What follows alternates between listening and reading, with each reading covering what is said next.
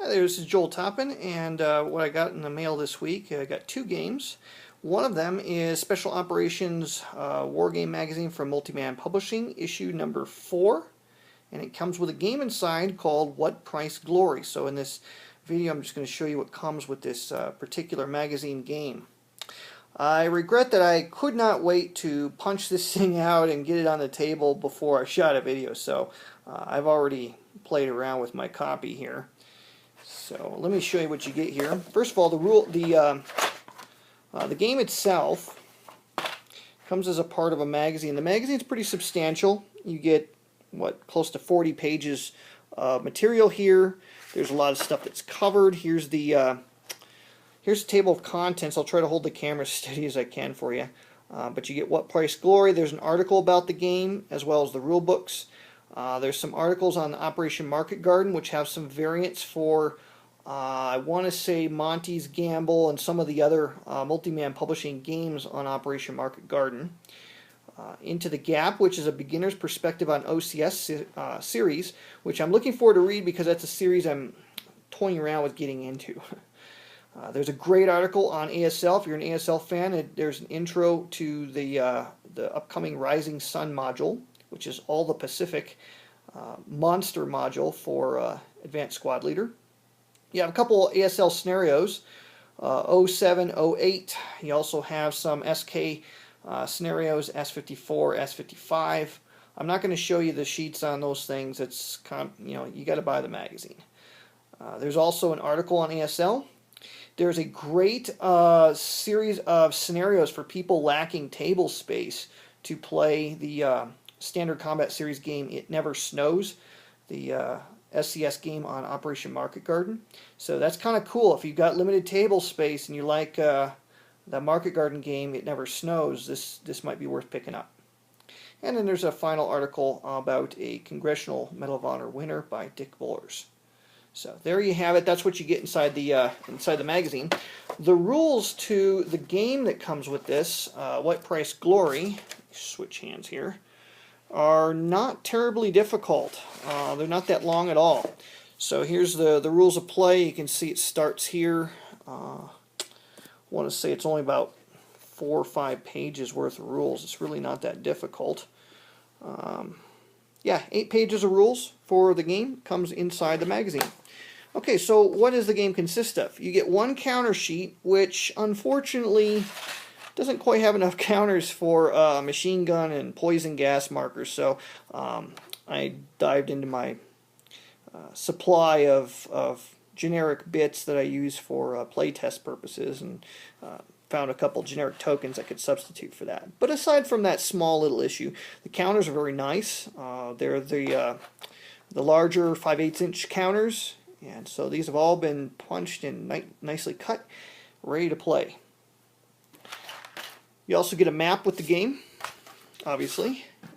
It's not a hex and counter map, it is an area map. And I'm going to go ahead and unfold it for you so you can get a quick look at it. Okay, so this is the map for What Price Glory. You can see it covers the Western Front in World War I.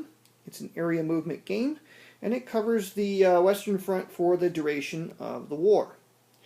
The rules are going to be very similar to what you would have in, say, Storm over Stalingrad or Breakthrough at Cambrai, Breakout Normandy. It's that style of play, but with some major twists that make this game very different from some of the other games in that area movement series of games.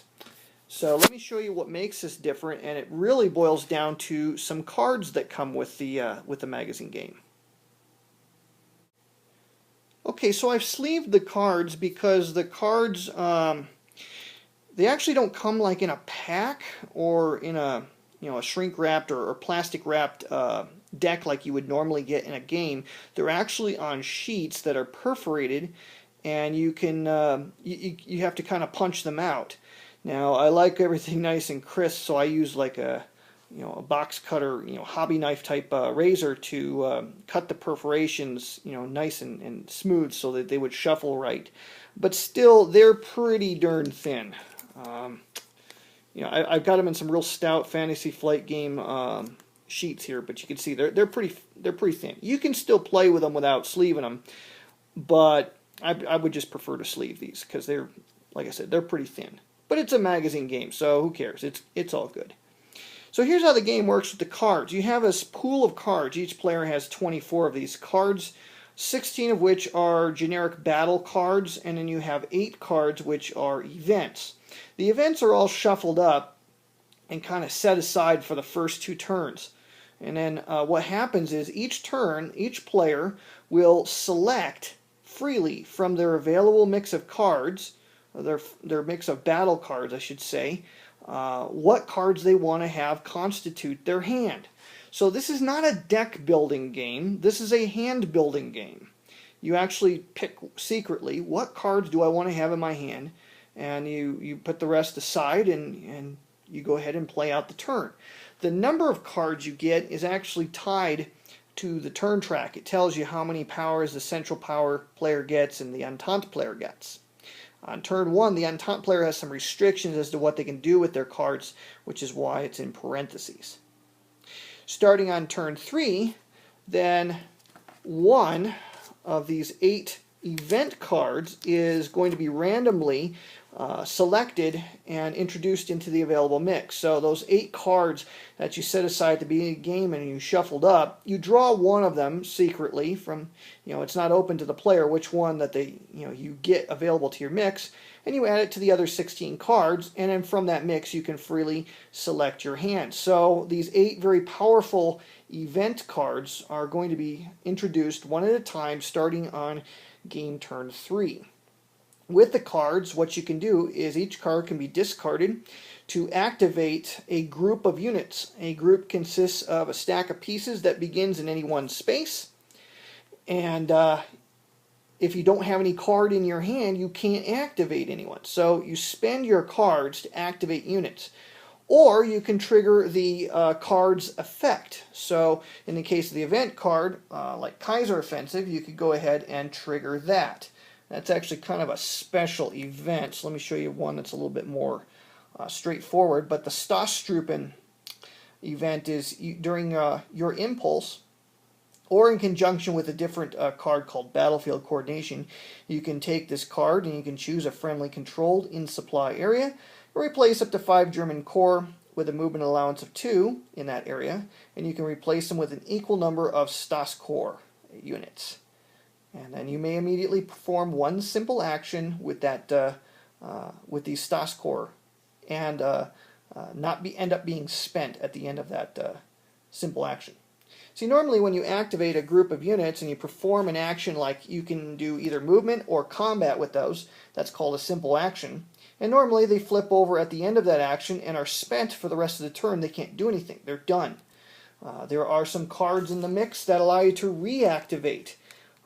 Battlefield Recovery, for example, allows you to recover your spent units and get them ready. But you use up your impulse to do that. Then it's your opponent's impulse. He does something. Then you do something. There's very little downtime in the game.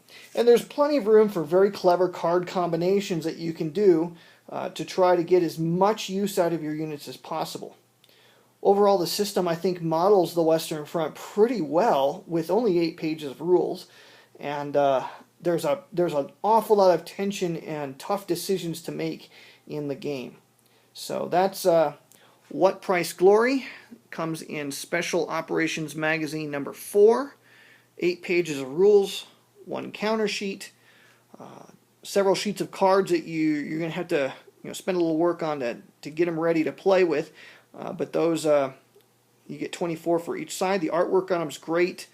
Haven't really had any problems with the rules. The rules are really straightforward, easy to understand. It's a well-developed game. I think it's a fantastic addition to that Area Impulse series. So I'm Joel Toppin. That's what comes inside in this case, inside the magazine.